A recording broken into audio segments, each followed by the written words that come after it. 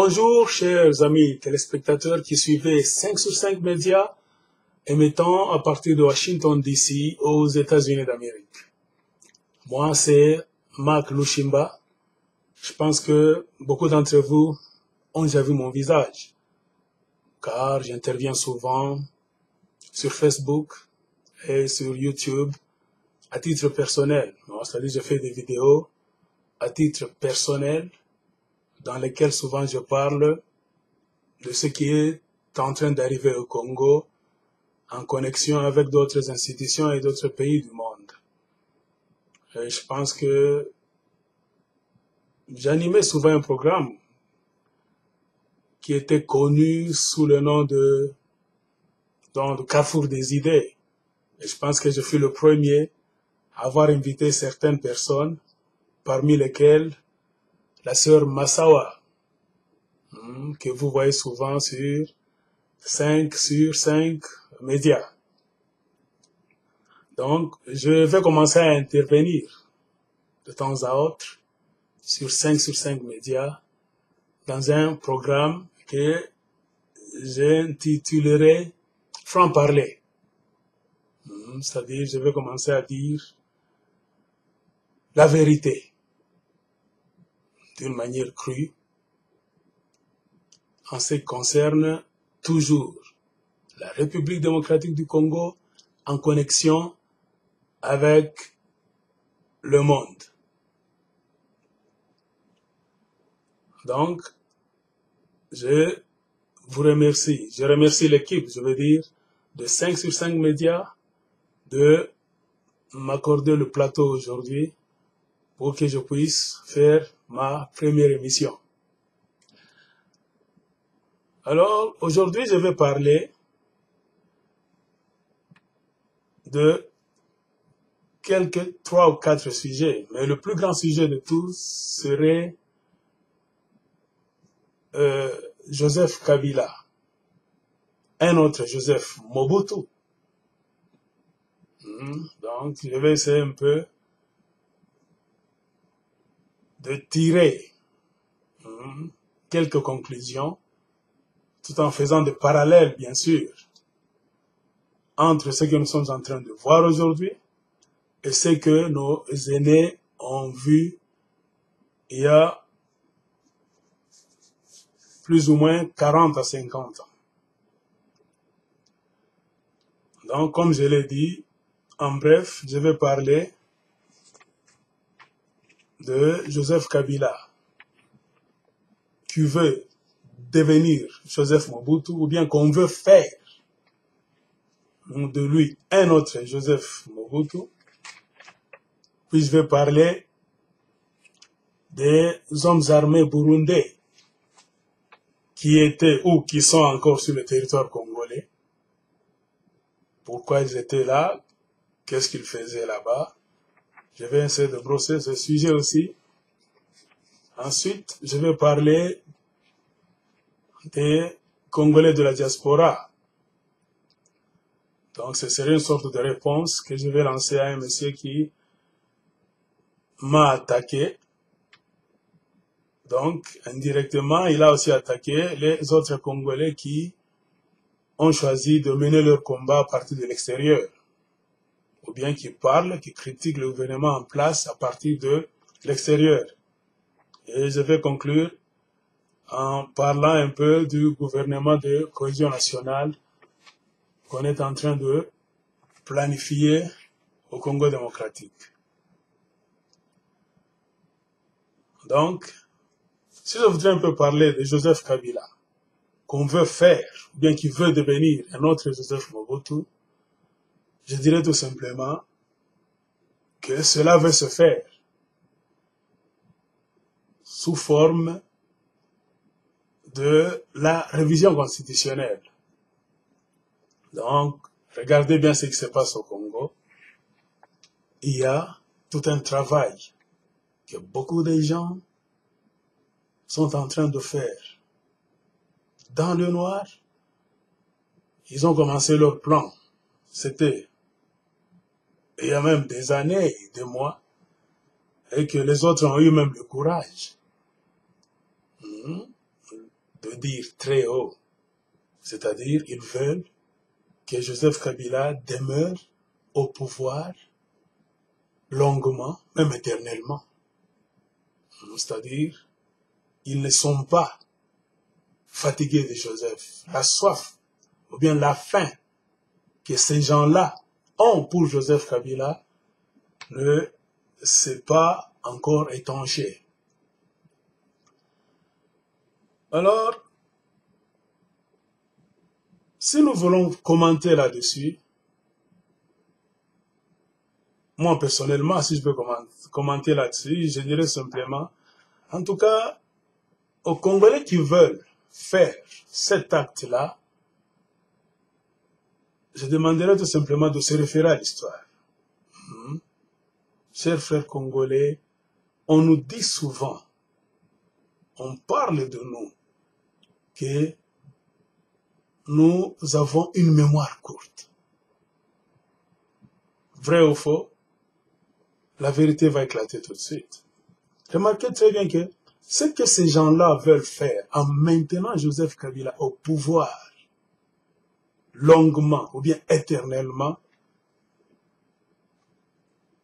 ils ne sont pas les premiers à le faire parce qu'il y a eu leurs aînés, leurs papas, certains d'entre eux étaient même des grands-pères aux jeunes d'aujourd'hui qui sont en train de vouloir reprendre la même bêtise. Leurs aînés ont fait ça dans les années 60, quand ils ont décidé de mettre Mobutu au pouvoir et de lui donner des mandats infinis là-bas. Notamment, ici, je peux citer l'école de Makanda Kabobi, qui avait textuellement fait ce que les gens sont en train de vouloir faire aujourd'hui. Donc, l'école de Makanda Kabobi avait mis de côté une très bonne constitution qu'on avait et qu'on appelait la constitution de Lulabour. Donc, une clique, un groupe de gens a travaillé là-dessus et ils ont voulu, donc ce groupe-là, ces gens-là ont voulu faire de Mobutu un président éternel. Ils avaient mis de côté la constitution de Lulabour pour créer le manifeste de l'enseigne. Et c'est le club de Makanda Kabobi, comme tous les gens le savent déjà. Ils étaient aussi la majorité présidentielle en ce temps-là, la mouvance présidentielle qui supportait Mobutu. Et ils ont concocté une nouvelle constitution, c'est-à-dire qu'ils ont appelé le manifeste de l'enseigne donnant plein pouvoir à Mobutu, donc maintenant Mobutu au pouvoir longuement, si pas éternellement. Et vous-même, vous avez vu ce qui est arrivé par la suite. Mobutu a été fait dictateur, roi du Zaïre, par des Congolais. Et ensuite, on a vu certains de ces Congolais-là, ceux qui étaient dans le même groupe des gens de Makanda Kabobi, se plaindre par la suite que Mobutu faisait la mégestion du pays. Mobutu était dictateur. Oh, il était voleur. Ici, si je veux citer des noms, je peux dire Tshisekedi était l'un des cerveaux moteurs qui avait mis de côté la constitution de Lulabour. Ils avaient créé le manifeste de l'enseigne. Vous avez vu vous-même dans les années 80, Tshisekedi est devenu un ennemi politique acharné de Mobutu. Pourquoi? Il est revenu à la raison. Trop tard. Que ce qu'il avait fait, c'était mauvais. Et comme pour compenser à cette bêtise-là, il s'est donné maintenant le devoir de démanteler le pouvoir de Mobutu, la force de Mobutu lui-même. Et vous avez vu vous-même que ça n'a pas été facile. Pourquoi? Parce que jusqu'à sa mort, Tshisekedi n'a pas réussi. Donc, jusqu'à la mort de Mobutu, je veux dire, Tshisekedi n'a pas réussi à le démanteler, donc à le mettre de côté. Et cela nous sert de leçon. Que ceux qui veulent changer la Constitution, moi je n'appelle pas cela l'amendement, ou bien la révision constitutionnelle. Non. Moi j'appelle ça la falsification de la Constitution. Donc, le piratage de la Constitution de la nation congolaise. Pourquoi je dis ça? Parce que selon moi, quand on veut faire une révision constitutionnelle, on veut amender la Constitution d'une république, honnêtement, c'est pour que cela soit au bénéfice du peuple du pays. Regardez les constitutions qu'on amende dans le monde, puisque c'est l'une des raisons que ces gens-là avancent. Non, vous voulez dire que la Constitution doit être éternelle, doit être donc bétonnée éternellement. Non. Regardez, en France, on a amendé la Constitution. Les Américains même ont amendé la Constitution. Oui, on ne disconvient pas. Plongez vos nez dans l'histoire des États-Unis d'Amérique, dans l'histoire de la France. Vous verrez que tous ces amendements là-bas, toutes ces révisions constitutionnelles ont été faites, non pas pour plaire à un individu, pour donner plein pouvoir à un individu, pour créer. Donc, les Français ne se sont pas mis autour d'une table pour fabriquer leur propre dictateur, le roi de la France, même les Américains. Non. Ils ont amendé leur constitution, les Français et les Américains, pour ne citer que ces deux exemples, c'est pour établir des fondements démocratiques durables. Donc, pour redonner le droit aux citoyens américains, par exemple, et aux citoyens français.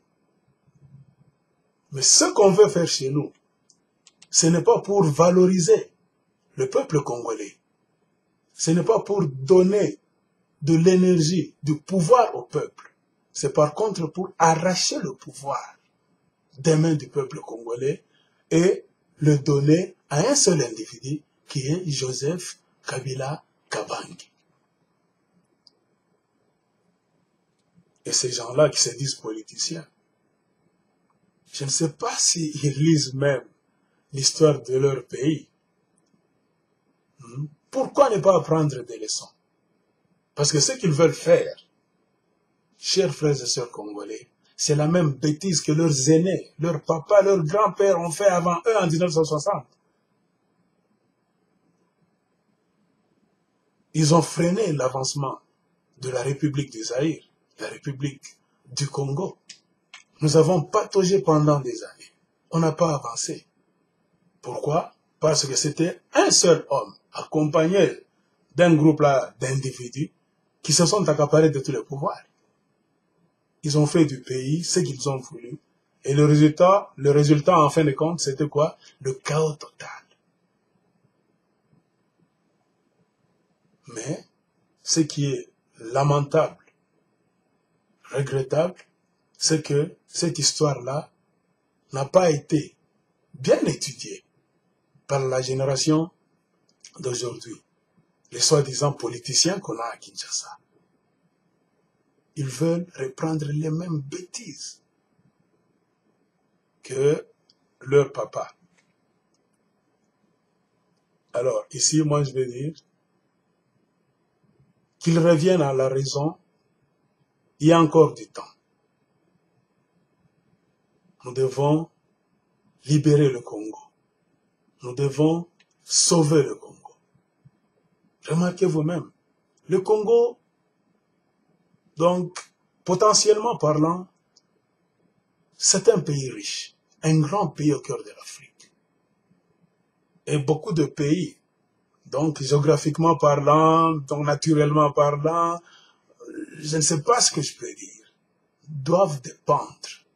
Donc, de par la nature elle-même, beaucoup de pays doivent dépendre de la République démocratique du Congo.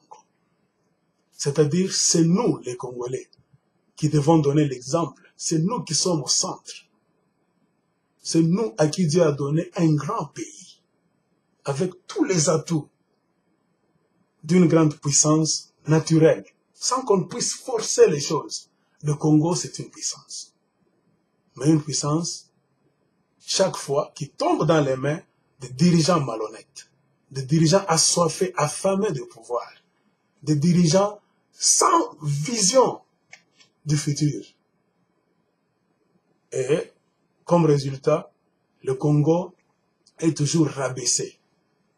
Donc, un grand pays, mais dirigé par des gens animés de mauvaise foi, des égoïstes, et qui font que l'image du Congo est toujours bafouée. Donc, la grandeur du Congo est toujours ternie. Remarquez vous-même, les soi-disant politiciens là, même quand ils quittent le Congo en voyage à l'étranger, ils ne donnent pas l'image des politiciens qui représentent un grand pays au cœur de l'Afrique. Non. C'est comme des petits là, des mendiants. Pourquoi? Parce que même ils ne savent pas la valeur du pays qu'ils doivent représenter. Ils ne savent pas pourquoi ils font la politique. Alors, je ne sais pas si on a affaire à quel genre de parvenu. Donc, que cette idée de revoir la Constitution pour plaire à un certain monsieur Joseph Kabila, pour donner tout le pouvoir à un certain homme, que cette idée-là cesse. Ce n'est pas une bonne idée parce que ça ne va pas dans le bénéfice du peuple congolais. Ça, c'est l'égoïsme. Et vu le contexte politico, socio, économique du moment, cela va affaiblir le Congo davantage et ça va donner du poids aux ennemis qui, jusqu'aujourd'hui, sont en train de traîner le Congo par la queue. Donc, de grâce, que tous les politiciens au Congo, même à l'extérieur, qui travaillent nuit et jour pour faire revenir les Congolais dans le système de Djalielo de Mobutu, qu'ils laissent cela. Car, vouloir ou pas, ils répondront devant le peuple congolais. À quoi sert de reprendre, pas même une erreur, une faute, 2, 3 fois? Alors, on n'a pas un esprit humain. Un homme normal, c'est celui qui apprend l'histoire de son pays pour ne plus reprendre les erreurs que ses pères ou bien ses grands-pères ont fait afin d'évoluer.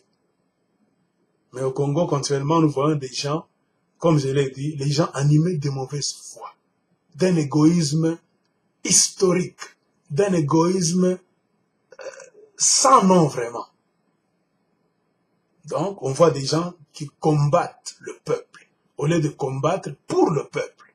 Mais eux ont décidé de se ranger dans un petit groupe pour satisfaire la soif, la faim d'un seul individu et combattre toute une nation. Donc, dénuder plus de 70 millions de personnes. Et je pense que, en tant que Congolais, nous ne devons pas accepter que cela se fasse. Nous sommes au siècle avancé. Nous ne devons pas, en tout cas, accepter qu'un groupe de gens nous fasse encore reculer là-bas. Ici, je demande à tous les Congolais de dire non. Non pas par esprit d'antagonisme, par esprit de tribalisme, par esprit, je ne sais pas, négativiste, non. Par esprit nationaliste. Le pays doit avancer. Et pour que le pays avance, nous devons savoir travailler en groupe, hein, en tant qu'équipe, au lieu de prendre goût au pouvoir. Vous savez, le pouvoir est sucré. Hein? C'est pourquoi, moi j'ai toujours dit, la grandeur d'un président ne se fait pas voir pendant le moment où il prend le pouvoir, où il est en train de l'exercer. La grandeur d'un président se voit par la façon dont il va abandonner ce pouvoir-là. Et le cas au Congo avec Kabila, est-ce qu'il sera chassé du pouvoir, comme c'était le cas de Mobutu? Est-ce qu'il va user de la sagesse pour abandonner avant qu'il ne soit trop tard? C'est à lui que revient la dernière décision. Parce que tous ces gens qui gravitent autour de lui ne sont là que pour des intérêts personnels, pour l'argent, tout simplement. On voit des gens qui font des tours. On sait, il y a trop de va-et-vient entre l'Europe surtout et l'Afrique et le Congo. Des mallettes d'argent circulent. Et vous pouvez vous-même voir que l'opposition congolaise, les combattants d'Europe, sont maintenant divisés.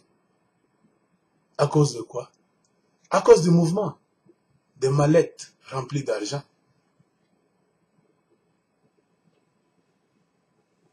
Ça, c'est déjà vu. On voit des gens qui sont là, au pouvoir, et qui travaillent non pas pour faire bénéficier leurs frères, pour faire avancer le pays, mais qui veulent travailler et qui sont en train de travailler, je veux dire, pour maintenir leurs compatriotes dans la médiocrité. Pour qu'on continue à se rire des Congolais. Remarquez partout. Des petits pays de rien du tout qui gravitent autour du Congo, dont le peuple venait au Congo s'approvisionner, apprendre même la civilisation. Puisque sans nous frapper la patrie, nous avons appris beaucoup de choses à des gens qui venaient des pays aux alentours. Mais aujourd'hui, ces gens-là commencent à se targuer, à se frapper la poitrine, à nous donner des leçons, à rire même. En tout cas, chers frères congolais, chères sœurs congolaises, nous ne devons pas accepter que cela se fasse au Congo. Ce n'est pas par esprit de rancune ou bien par esprit de guerre, non. C'est par un esprit normal. Nous devons avancer vraiment. Le pays n'avance pas avec un individu là-bas qui s'éternise au pouvoir. Laissez le Congo respirer. D'abord, au temps de Mobutu, Mobutu a asphyxié le pays pendant plus de 30 ans. La génération du temps de Mobutu, dont je fais partie, a été une génération sacrifiée. Les Congolais n'ont pas avancé. Vous-même, vous avez vu. Au moment où nous avons quitté le Congo, au moment où certains d'entre vous, la génération, donc la jeunesse que Mobutu a laissée, au moment où certains ont mis leur nez dehors, je pense qu'un Congolais normal devait être étonné. Vous avez vu que dans d'autres pays, des jeunes occupaient des postes de responsabilité dans leur pays. Des femmes occupaient des postes de responsabilité. Mais en ce temps-là, qu'est-ce qui s'est passé aux Zaïre? Les mêmes vieux étaient toujours à leur poste. Donc la retraite n'existait pas. Le pays était asphyxié, on n'avançait pas. Tout était bloqué, arrêté par l'égoïsme d'un homme avec sa clique. Alors je pense que cette fois-ci, chers frères et sœurs congolais, nous ne devons pas accepter que cela arrive au Congo. S'il vous plaît, à tous ceux qui ont l'esprit d'asphyxier le Congo de nouveau, ils doivent y penser à 2 fois. Parce que l'histoire est là pour nous aider à apprendre des leçons, afin de nous corriger pour ne pas tomber dans les mêmes pièges. Mais si au Congo, il y a des gens qui ont décidé de jouer l'aveugle, de jouer le sadique, donc ils ont décidé d'asphyxier le peuple, en tout cas, ils répondront devant ce même peuple. Et ce qui est grave, on voit dans le même gouvernement-là, des soi-disant intellectuels, des gens qui ont, s'ils commencent à parler là-bas, comme les Congolais, ne manquent jamais de se frapper la poitrine et de compter le nombre de licences qu'ils ont. Vous voyez les mêmes gens là dire, je suis licencié en, je suis docteur en, et j'ai étudié ici, j'ai fait ceci, là-bas. Oui, c'est bien de le dire. Mais regardez ce que ces gens-là font. Il n'y a aucune relation avec leur diplôme, leur licence. Moi, je ne sais pas si les gens doivent aller à des universités maintenant pour avoir des licences, des grands diplômes, afin de revenir au pays, tuer leur peuple, donc mentir à leur population, à leurs concitoyens. Et remarquez dans le gouvernement du Congo, le système est bien établi. Il y a un système là qui est bien, qui repose sur le mensonge. Et il y a un homme qui incarne ce mensonge-là, M. Lambert Mende.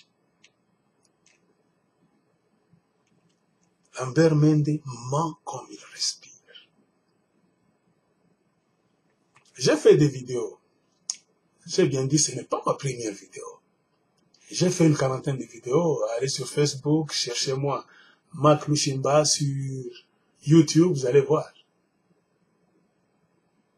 On s'est donné comme mot d'ordre de ne pas faire de critiques amères, c'est-à-dire d'étudier les événements du pays et de parler d'une manière intellectuelle en évitant des injures.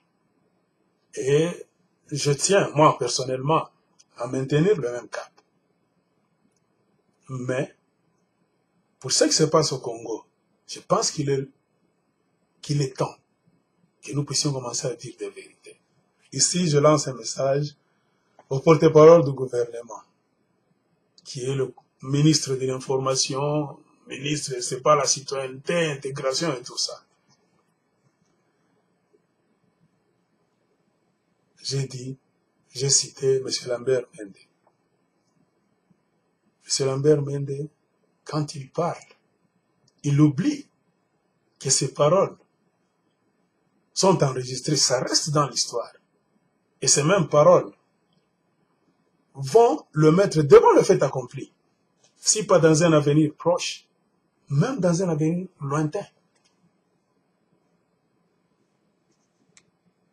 On a vu des gens qui règnent aujourd'hui au Congo autour du président Kabila et qui disent qu'ils sont en train de travailler pour le Congo. Mais quand nous regardons ce qu'ils sont en train de faire et ce que Laurent Désiré Kabila a fait, il y a une très grande différence. Kabila, je sais, il est venu, il a pris le pouvoir, il a fait des erreurs, comme tout humain, mais il a quand même montré, il a démontré clairement aux yeux du monde qu'il avait un cœur pour travailler pour le Congo. Il avait un cœur pour voir les Congolais aussi se réjouir, pour voir les enfants des Congolais aussi être libres, jouer comme les enfants des Européens, comme les enfants des Américains, sans souci, sans travailler dur. Laurent Kabila avait ce souci-là. Et c'est pour cette raison même qu'il a été tué. Parce que s'il était un président là-bas sans vision, un homme qui avait accepté de travailler contre la République démocratique du Congo, il devait être vivant jusqu'à ce jour. Et je disais donc, il y a des gens au pouvoir aujourd'hui qui font croire aux Congolais qui sont là, c'est pour perpétuer l'idéologie de Laurent Désiré Kabila. C'est-à-dire ne jamais trahir le Congo. Pour le Congo, il faut même mourir si tu es politicien. Mais en réalité, ces gens-là ne le font pas. Pour ne citer que l'exemple de Lambert Mende, retournez, regardez bien l'histoire de Lambert Mende. Lambert Mende était membre, partisan du RCD Goma. Et quand vous suivez bien l'histoire du RCD Goma, c'était un parti politique, un groupe armé créé par le Rwanda et qui avait pour but non pas de libérer le Congo, mais de combattre Laurent Désiré Kabila. C'est-à-dire Lambert Mende a combattu Laurent Désiré Kabila. Il a combattu le soldat du peuple. Et quand aujourd'hui il dit, il se frappe la poitrine qu'il est en train de travailler pour le Congo, moi je m'étonne. C'est-à-dire la mort de Laurent Désiré Kabila devait plaire à un homme comme Lambert Mende et leur clique là-bas dans RCD Goma. Et c'est après avoir liquidé Laurent Désiré Kabila que beaucoup de vautours là-bas se sont maintenant réorganisés pour se partager le pouvoir au Congo facilement. Parce que Laurent Désiré Kabila, c'était l'homme qu'on redoutait, et par le Rwanda, et par l'Ouganda, et par beaucoup de groupes occidentaux à l'extérieur du Congo. Il fallait le liquider. Et on l'a liquidé avec la complicité des Congolais. Et beaucoup d'entre eux sont au pouvoir aujourd'hui, en train de se réjouir. Et ils disent qu'ils sont en train de travailler pour les Congolais. Mais quand vous suivez l'idéologie, ces gens-là travaillent pour leur propre poche. Je pense que on va consacrer une grande émission à propos des anciens camarades de Kabila. Parce que si vous voulez bien regarder, les gens qui étaient dans le gouvernement de Laurent Désiré Kabila, ses proches collaborateurs, où sont-ils dans le gouvernement d'aujourd'hui? Si on veut raconter aux Congolais, à la jeunesse, qu'on est en train de perpétuer la mémoire de Kabila, c'est-à-dire travailler pour les Congolais. Tous les combattants, les amis de combat, les amis de Macky de Kabila, qu'il avait laissés, qui étaient des conseillers, tous sont mis de côté. Ils ont été remplacés par les gens qui avaient pris les armes contre Laurent Désiré Kabila. Beaucoup de gens qui étaient dans les milices se sont partagés le pouvoir et les amis du soldat du peuple ont été mis de côté. Congolais, pensez-y à 2 fois. Et comme conclusion, qu'est-ce que moi je peux dire? S'il y a des gens qui veulent faire de Joseph Kabila un autre Joseph Mobutu, nous demandons à ces gens-là de bien réfléchir, de ne pas traîner les Congolais dans la boue encore pendant plusieurs années. Parce que, comme je l'ai dit, la génération congolaise d'aujourd'hui, c'est d'ailleurs une génération sacrifiée. Nous sommes en retard par rapport à beaucoup de pays. Au lieu d'avoir pitié de la jeunesse, de rattraper ce retard-là, vous êtes en train de bloquer les Congolais encore. Vous voulez maintenant plonger la même jeunesse dans un très grand retard. Donc, vous voulez liquider cette jeunesse. Et je pense que la jeunesse d'aujourd'hui ne vous laissera pas faire. Que ce soit au Congo ou bien en dehors du Congo, on ne va pas tolérer cela. Donc, conseil que ceux qui veulent faire de Joseph Kabila un autre Joseph Mobutu s'abandonnent vraiment ce programme-là. Car ça ne va pas bien payer et ça va leur créer des problèmes sérieux. Car les gens, à l'aide des médias, ils échangent beaucoup d'histoires. Les réseaux sociaux sont tellement nombreux, il n'y a plus de menteur qui peut tenir debout. À propos des hommes armés burundais, qu'on peut appeler soit des militaires, soit une milice burundaise, qui était tout près de Kiliba, donc dans les environs de Kiliba. Nous avons vu, nous tous, que cela a fait verser beaucoup d'encre de salive. Donc, il y a des gens qui ont commencé à dire, les Congolais avaient commencé à dire ça, les sociétés civiles au pluriel de Kiliba, donc c'est dans le territoire de Fizi, ils ont commencé à dire non, il y a un mouvement suspect. Nous voyons des hommes armés qui ont la tenue des militaires burundais ici, sur notre territoire. Le gouvernement congolais du moment a fait la sourde oreille. Jusqu'à ce que un représentant des droits humains, un homme des droits de l'homme burundais, un certain Pierre Claver Mbonimpa, a commencé à faire des bruits sur cela. Et ce monsieur a même été arrêté pour avoir dit que son pays, le gouvernement de son pays, a transféré des gens sur le territoire congolais, des gens armés.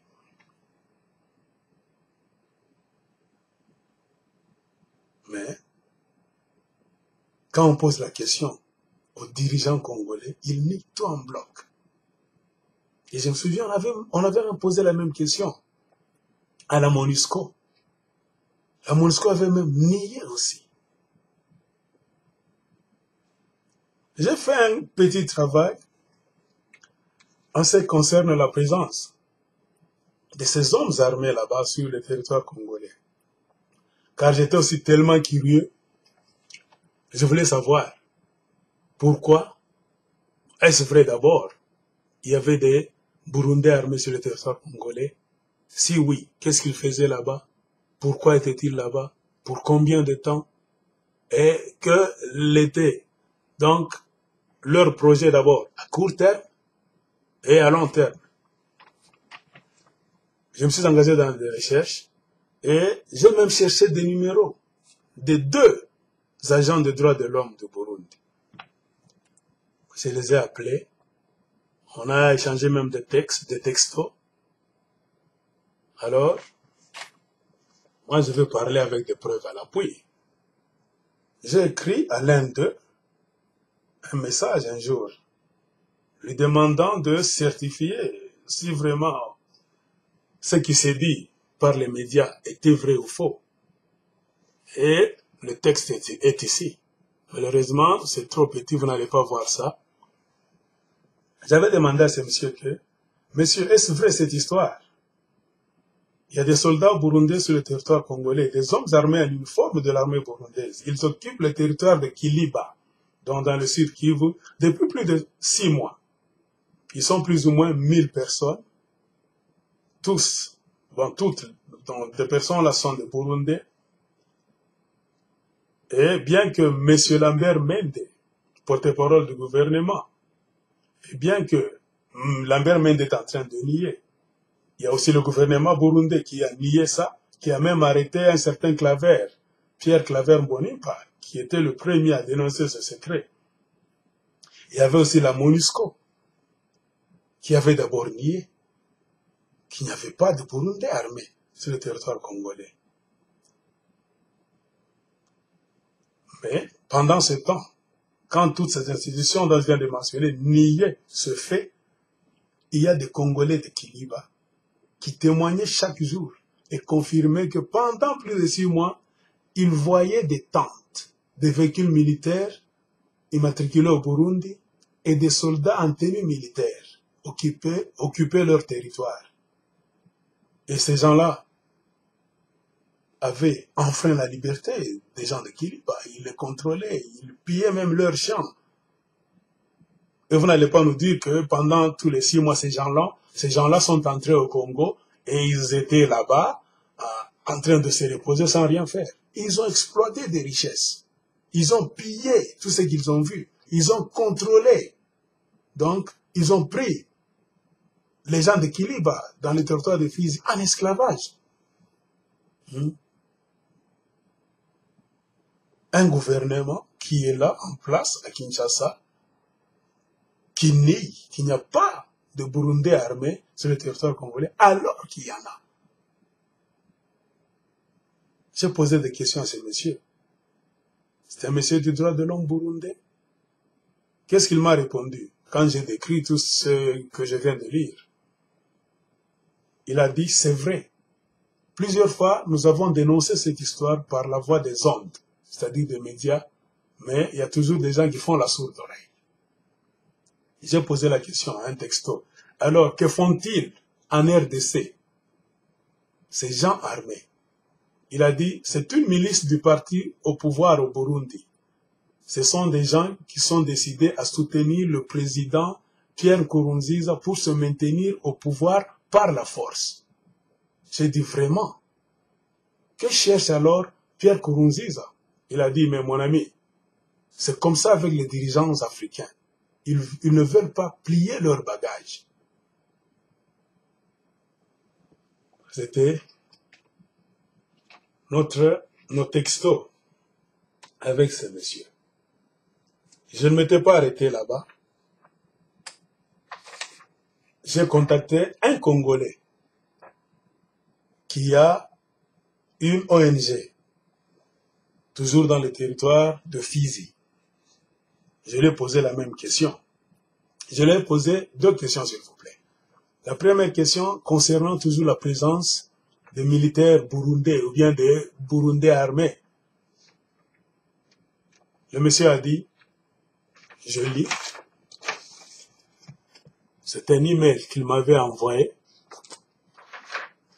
Il a répondu, la présence des militaires burundais à Kiliba est officielle, bien connue des habitants d'Uvira. Le gouvernement congolais, en le niant, joue une mauvaise carte, que moi je peux appeler une carte de malin, et même la MONUSCO.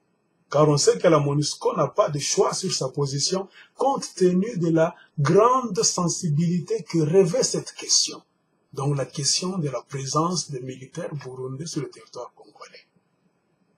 Donc la MONUSCO mise tout simplement sur ses relations avec le gouvernement congolais et se méfie des préoccupations sécuritaires essentielles du peuple congolais.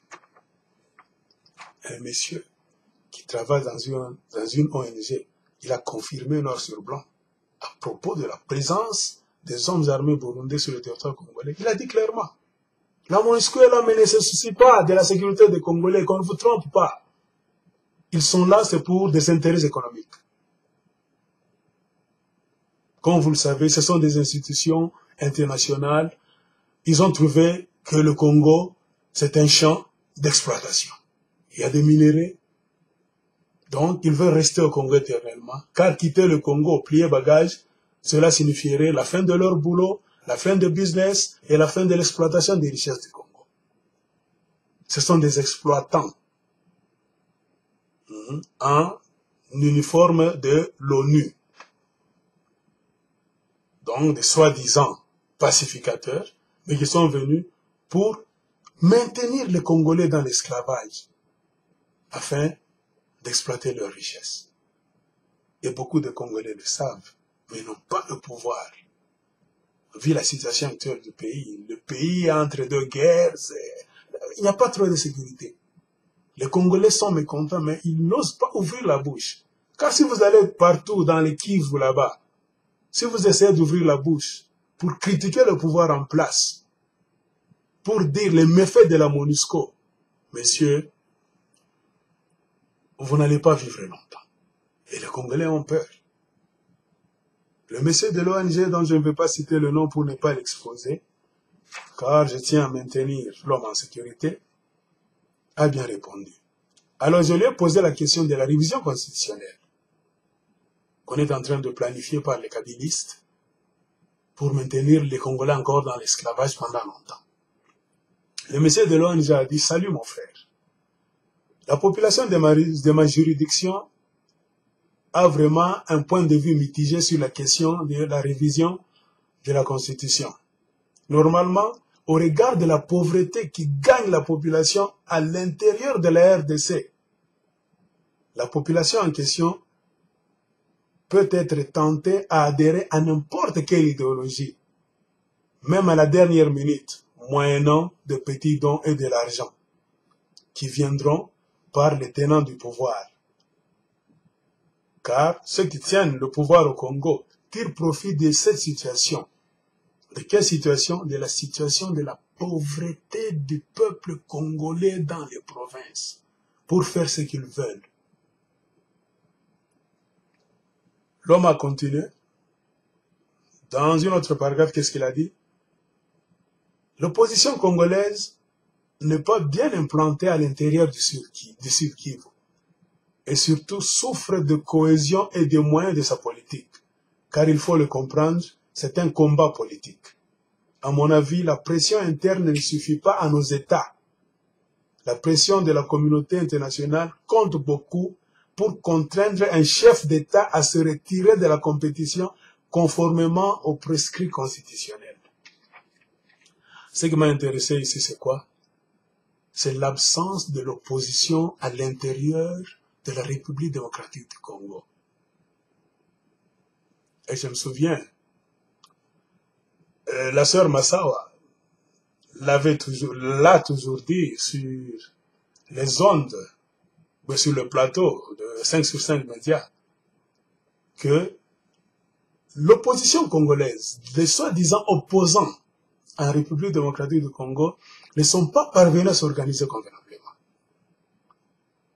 On les voit toujours à Kinshasa, les autres sont en Europe, au lieu de descendre sur le terrain pour organiser le peuple. Quand le terrain est vide, il y a une misère indescriptible au Congo démocratique. Et le pouvoir en place sait que un peuple qui mange bien, qui est rassasié, c'est un peuple qui va oublier ses politiciens, dont la politique ne va leur rien dire. Ils mangent bien, l'histoire là-bas de la politique, ça ne dit absolument rien. Ils ont maintenu le peuple dans la misère. Donc, ils créent la misère pour ensuite revenir avec des dons, comme des pompiers qui veulent donc venir, donc éteindre la flamme, le feu. Donc, ils créent la misère, je voulais dire, et ils reviennent avec des cadeaux pour se donner le visage des bienfaiteurs, afin d'acheter l'esprit des Congolais. Où est l'opposition? Nulle part. Ici, je profite aussi pour lancer un message à l'opposition congolaise. Il est encore grand temps. Nous sommes en 2014, qui va finir bientôt. Il y a 2015 qui viendra et 2016. Vous n'allez pas gagner le combat si vous ne voulez pas conquérir le territoire, l'intérieur de la République démocratique du Congo. Car c'est là où se joue le grand combat. Le pouvoir en place a une politique d'appauvrissement du peuple, de tenir le peuple dans l'insécurité, la misère, afin de venir maintenant dicter à ce peuple-là n'importe quoi. Et le peuple va accepter. Si vous donnez même un dollar à un Congolais qui ne mange pas bien, un petit 5 dollars là-bas, mais le Congolais va adhérer à n'importe quelle idéologie, même l'idéologie la plus imbécile qui soit. Pourquoi? Seulement pour manger. Alors c'est le rôle de l'opposition de faire quelque chose. Il y a des gens qui ont nié. On m'a même donné des références qu'il fallait aller chercher dans le site des droits de l'homme de Burundi, là où l'homme des droits de l'homme de Burundi, Pierre Claver Mbonimpa, a écrit. C'est au Congo, hein, près de Kiliba. Toutes ces maisons étaient occupées par des hommes armés burundais. Regardez même, ils sont venus au Congo avec beaucoup de jeunes à qui ils donnaient des leçons de militaires. Ils entraînaient militairement des jeunes gens. Ça, ce sont des jeunes gens qu'on a surpris, à qui on a pris la photo pour preuve. Et c'est ce qui a même coûté très cher à Pierre Claver Mbonimpa, donc le monsieur des droits de l'homme du Burundi, pour avoir révélé ces photos. C'est au Congo. Ce sont des jeunes Burundais. Remarquez très bien. Ils sont entraînés au Congo. Ils sont devant la maison où ils passent leur internat. Et toutes ces maisons étaient occupées. Et on appelait ces gens-là des Imbonerakure. Comme tout le monde, on s'est posé des questions. Est-ce qu'il y a des hommes armés burundais au Congo? Pierre Claver Mbonimpa a dit oui. Ces gens-là sont au Congo et on les appelle des Imbonerakure. Je suis entré en contact avec beaucoup d'institutions au Burundi. J'ai téléphoné par-ci, par-là pour savoir Imbonerakure, c'est-à-dire quoi. On m'a donné des réponses que les Imbonerakure, c'est la milice du président Pierre Nkurunziza au pouvoir. Hein? Car son parti politique, c'est CNDD-FDD. C'est cette milice-là qu'on est en train de préparer pour le jour J, c'est-à-dire en 2015, quand le mandat de Pierre Nkurunziza va finir. Lui aussi n'a pas l'intention de lâcher le pouvoir au Burundi. Il veut rester éternellement au pouvoir. Il veut s'imposer même par la voie des armes, c'est-à-dire même en tuant son propre peuple. Il est prêt à le faire. Et le gouvernement congolais a laissé le territoire à des gens qu'on vient entraîner. On vient entraîner de futurs tueurs, des gens qui vont malmener leurs propres concitoyens sur le territoire congolais, et le gouvernement congolais est là. Je ne peux pas dire que le gouvernement congolais savait ou bien ne savait pas. Jouons maintenant avec les mots.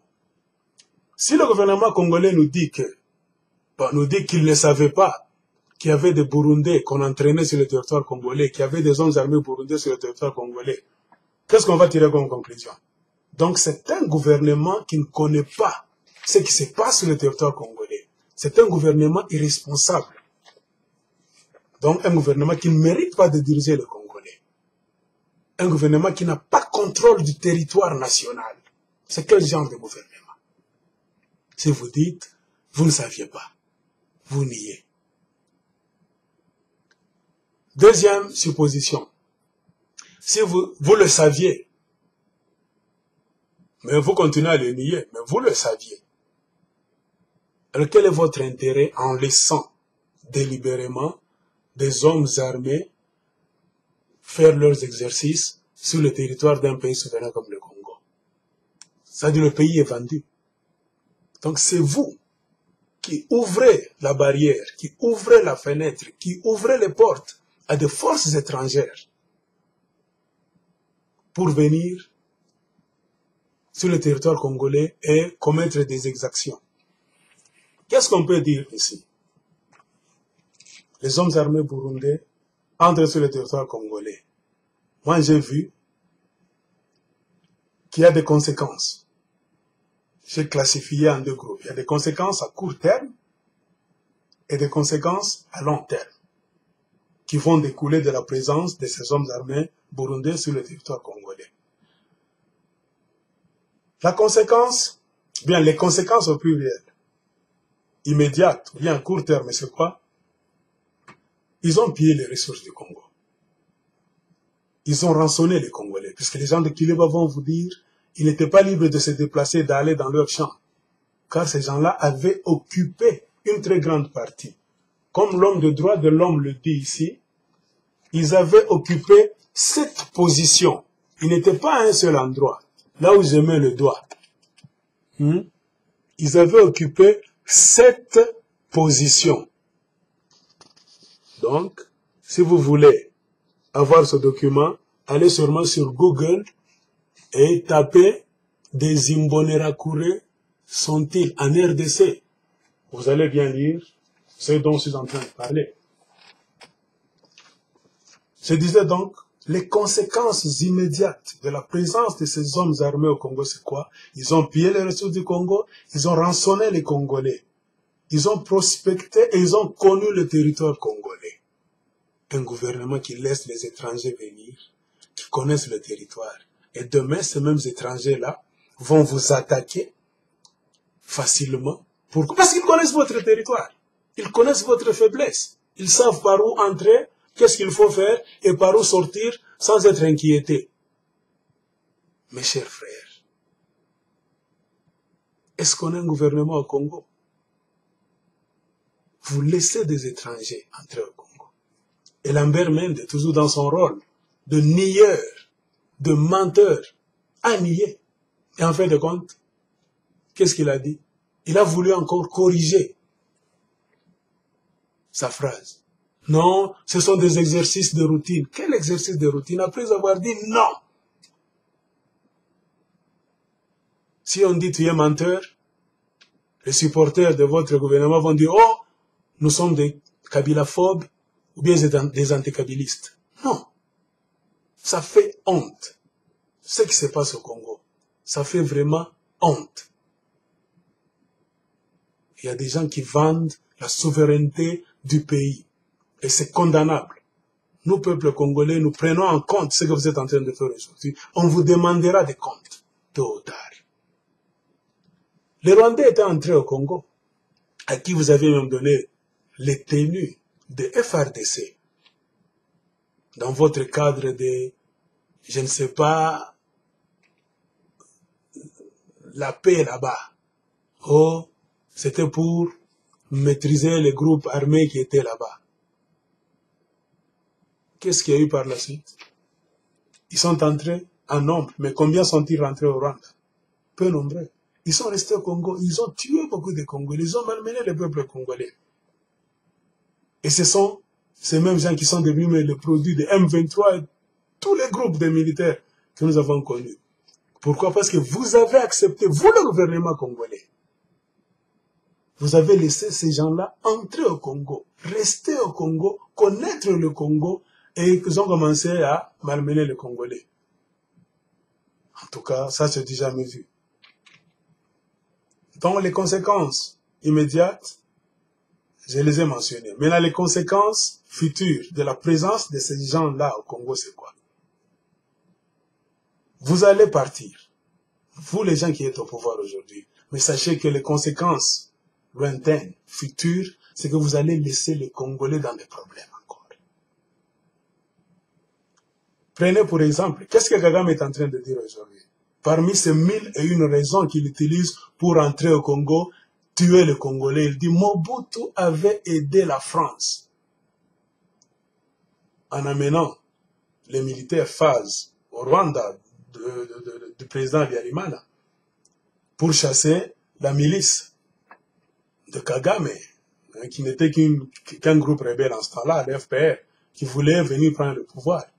Donc cette participation des phases, des forces armées zaïroises au Rwanda pour aider Habyarimana et la France, Kagame utilise ça maintenant comme l'une, pas la raison principale, l'une des 1001 raisons pour venir maintenant au Congo châtier les Congolais. Dire que vous avez soutenu le pouvoir qui nous faisait souffrir, nous les gens du FPR, les Tutsis, donc le pouvoir des génocidaires. Et le gouvernement congolais qui laisse ces gens-là entrer au Congo, sachez que vous êtes en train de vendre, d'exposer votre population. Demain, il peut y avoir changement de pouvoir au Burundi. Que diront les dirigeants de demain?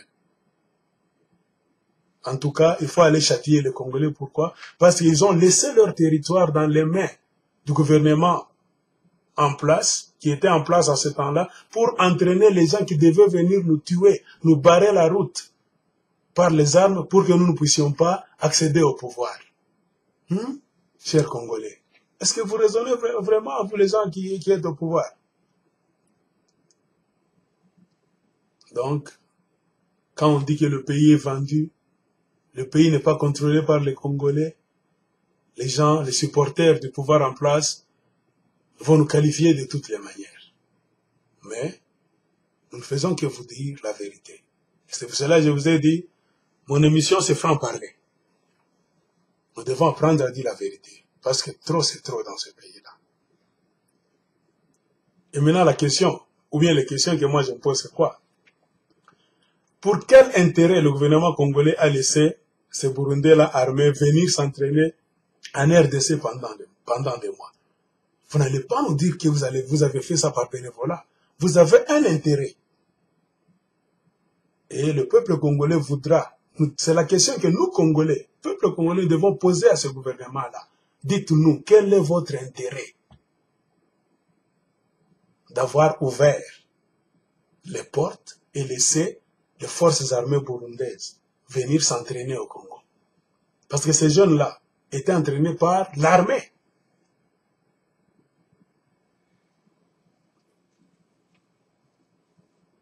Moi, je peux donner des réponses. L'intérêt, c'est quoi? Comme je l'ai dit, le président Kabila, Joseph, et le président Pierre Nkurunziza du Burundi ne veulent pas lâcher le pouvoir. Ils veulent rester au pouvoir par la force. La révision constitutionnelle aura lieu au Burundi aussi. Elle aura lieu au Rwanda. Elle aura lieu au Congo-Brazza. Elle aura lieu en Ouganda. Donc, ce sont des pays. Vous voyez, c'est un groupe là-bas, une clique de pays, avec les dirigeants qui ont les mêmes idées. Donc, ils sont en train de s'entraider. Qu'est-ce qui peut vous empêcher d'appeler, par exemple, les Burundais là, de venir punir les Congolais, les châtier au moment où vous allez vouloir rester au pouvoir par la force? Vous êtes capable, vous avez déjà laissé le territoire dans les mains, c'est-à-dire votre intérêt, c'est-à-dire vous faites déjà une association des malfaiteurs. Vous avez entré les Rwandais, même si vous continuez à nier, vous avez ouvert les portes aux Rwandais. Et aujourd'hui, vous êtes en train d'ouvrir les portes aux militaires burundais, dans un pays que vous dites souverain. Vraiment, ça c'est honteux. On sait qu'en 2015, Nkurunziza va s'éterniser au pouvoir. Il ne va pas lâcher. Et en 2016, ça sera le temps de Kabila. Joseph, il ne veut pas aussi lâcher le pouvoir. Et aujourd'hui, ils sont en train déjà d'entraîner leurs milices. Qu'est-ce qui ne peut pas nous faire dire, par exemple, que toutes les milices qui sont dans le nord, dans le sud Kivu, dans des forêts là-bas, qu'on entend à la radio, ce ne sont pas des milices étrangères. Ce sont vos milices. Vous les formez pour les utiliser demain afin de mater le peuple par les armes. Le jour où le peuple congolais va dire non à la révision constitutionnelle, non à la prolongation des mandats de Joseph Kabila, non. Au besoin, vous allez appeler vos milices là, qui sont des Congolais, et mélanger à des étrangers, des Rwandais et des Burundais. Chers frères congolais, ouvrons les yeux. Le pays est dans des mains sales.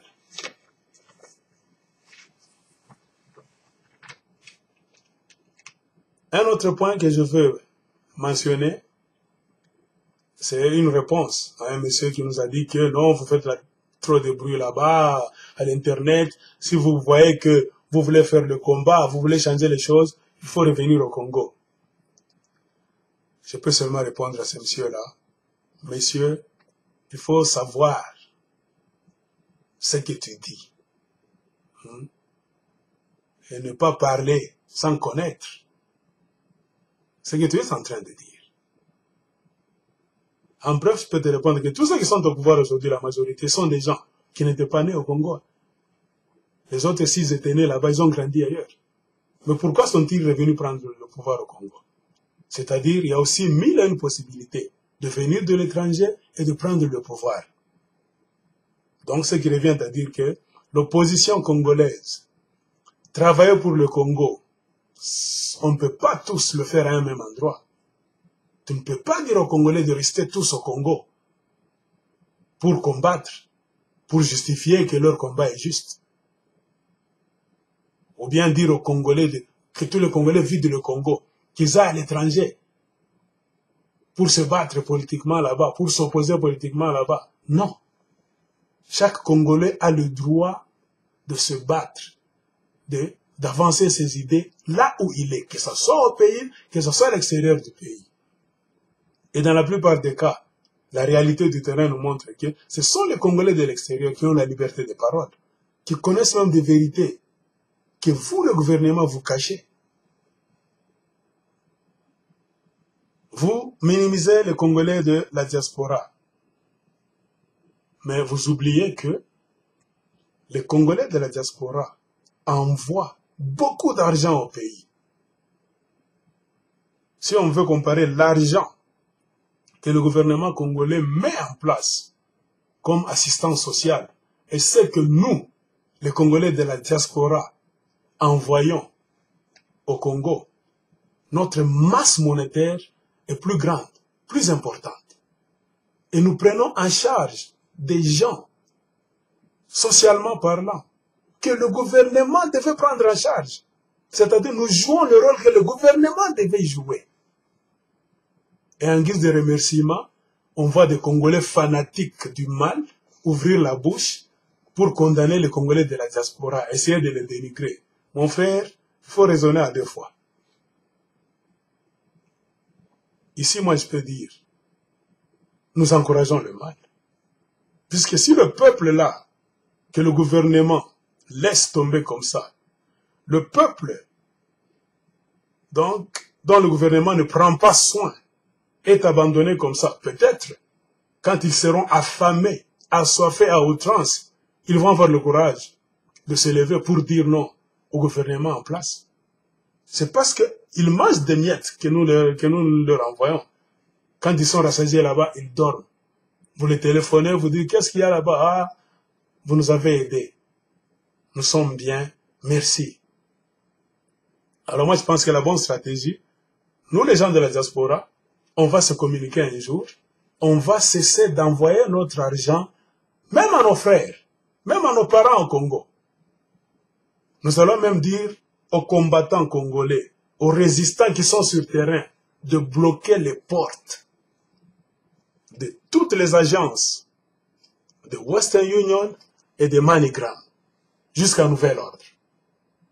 Et de dire, tout celui que MoneyGram et Western Union quittent, toute agence de transfert d'argent ne doit pas fonctionner au Congo.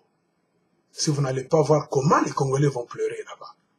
Et c'est dans ce moment-là que vous allez voir l'ampleur de la misère, le vide laissé par le gouvernement, le manque de gestion de la population par le gouvernement que vous soutenez.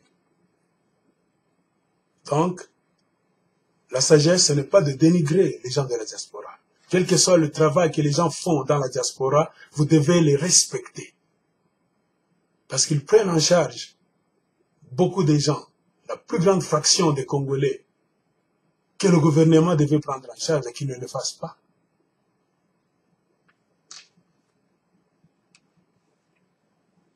Et s'il faut parler du gouvernement de cohésion nationale qu'on est en train de planifier au Congo, en peu de mots, je peux seulement dire, je n'encourage pas aux gens de faire partie de ce gouvernement là-bas. Pourquoi je dis ça? Parce que le mot cohésion nationale, quand quelqu'un veut travailler, quand quelqu'un dit qu'il est maintenant en train de travailler sur la cohésion nationale, c'est-à-dire il reconnaît que le pays est divisé. Il n'est pas en paix sur son trône. Il y a des choses qu'il faut remédier dans ce pays. Mais si nous voulons retourner un peu plus en arrière, on a vu que les gens qui sont au pouvoir aujourd'hui, le président, le gouvernement, tout le monde là-bas, ils ont nié. Ils n'ont jamais reconnu qu'il y a des problèmes au Congo. Ils ont organisé des élections là-bas. Ils ont dit qu'ils ont gagné. Vous, si vous avez reconnu que vous avez gagné les élections, honnêtement, sans problème, sans tricherie, alors, il ne doit pas y avoir de grogne au pays, ni même à l'extérieur. Donc vous devez être à l'aise, asseyez-vous dans votre fauteuil, régnez, dirigez le pays de la manière dont vous entendez. Et attendez à finir votre mandat en 2016 pour organiser d'autres élections afin que le peuple puisse vous sanctionner et laisser le pouvoir aux autres. Cherchez à créer le gouvernement de cohésion presque à la fin de votre mandat. Moi, je peux appeler ça l'escroquerie politique. C'est-à-dire, vous voulez maintenant acheter les esprits opposants pour les faire partie d'un gouvernement, pour qu'à l'extérieur, qu'il n'y ait personne à l'extérieur qui puisse s'opposer à votre idéologie négative là-bas. Les Congolais n'ont pas besoin d'un gouvernement de cohésion nationale. On commence avec un gouvernement de cohésion nationale avant les élections. Vous êtes entêtés, vous avez organisé vos élections là-bas. Le monde entier, si pas tout le monde, la majorité des gens ont dit que ces élections là-bas ne reflétaient pas la vérité, la justice. Vous avez nié tout ça. Vous avez dit on a gagné les élections. Vous êtes fiers. Alors, quand vous proposez un gouvernement de cohésion nationale aujourd'hui, moi je vous dis carrément, c'est que vous reconnaissez qu'il y a quelque chose qui ne va pas au Congo. Vous trahissez vos sentiments les plus profonds. C'est-à-dire, vous n'êtes pas en paix. Vous reconnaissez votre culpabilité, que ça ne va pas. Le pays n'est pas uni. Pourquoi? Par votre acte. Quand vous avez commencé par l'entêtement. Continuez avec votre entêtement, finissez votre mandat vous-même. Ici, moi, je ne peux pas conseiller, en tant qu'analyste politique, si vous me posez la question, je ne peux pas conseiller à des Congolais de faire partie de ce gouvernement de cohésion nationale. Non. Il faut laisser comme ça. Faire partie de ce gouvernement de cohésion nationale, c'est trahir tout un peuple. Refuser de faire partie, c'est reconnaître, montrer à la face du monde qu'il y a un ça ne va pas. Que le monsieur qui est dans le bateau du ça ne va pas, qu'il coule lui-même d'abord, qu'il finisse son mandat, que les gens qui le soutiennent, que lui avec ces gens qui le soutiennent, qu'ils finissent leur mandat avec leur ça ne va pas, qu'ils coulent. Car le moment viendra où le peuple congolais va commencer à les juger.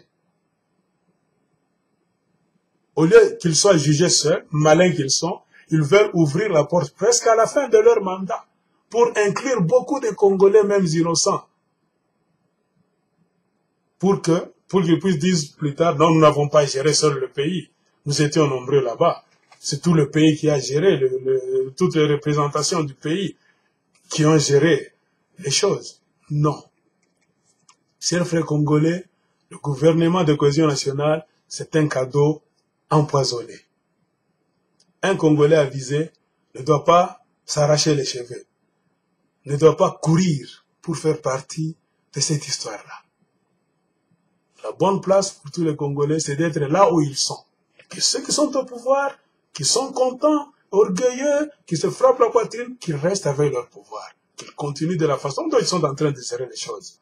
Parce que selon eux, tout va bien au Congo. Quand on leur dit que ça ne va pas, ils nient. Non, non, non, non, tout va bien. Alors qu'ils continuent à faire leurs histoires. Et nous, peuple, nous sommes là, dans les gradins, dans la tribune, là, en train de les regarder jouer le jeu. C'est nous qui allons les juger plus tard. Donc, ne vous laissez pas piéger pour faire partie d'un gouvernement de cohésion nationale qui va vous tâcher. Ce n'est pas le moment de la cohésion. S'ils avaient besoin de faire la cohésion, il fallait qu'ils le fassent avant. Se mettre avec les Congolais, travailler la Constitution sérieusement. Pour qu'il n'y ait pas de tricherie, pour l'intérêt national. Ils vous appellent aujourd'hui. Ils veulent changer la Constitution. Et demain, ils vont dire, nous n'avons pas changé la Constitution seuls, nous avons changé la Constitution avec tous les Congolais, même les Congolais de l'extérieur. Non. Il faut refuser de faire partie de cette histoire. Et je pense que, chers amis téléspectateurs de 5 sur 5 médias, c'est le peu que j'avais à partager avec vous. Ce n'est pas la première, ni la dernière fois. Je commencerai à passer de temps à autre pour partager mes idées dans mon programme, comme je l'ai dit, franc-parler. Sur ce, je remercie toute l'équipe de 5 sur 5 médias de m'avoir donné leur plateau pour m'exprimer. Bien que j'ai pris beaucoup de temps, je m'excuse, mais il fallait que je parle. Merci bien. Je salue tous les Congolais qui soient dans la diaspora et au pays, et je leur demande de s'informer et d'être souples, car les temps ne sont pas bons. Choisissez votre camp avec sagesse, avant que l'histoire ne vienne vous juger. Et n'oublions jamais notre mot d'ordre. Ne jamais trahir le Congo.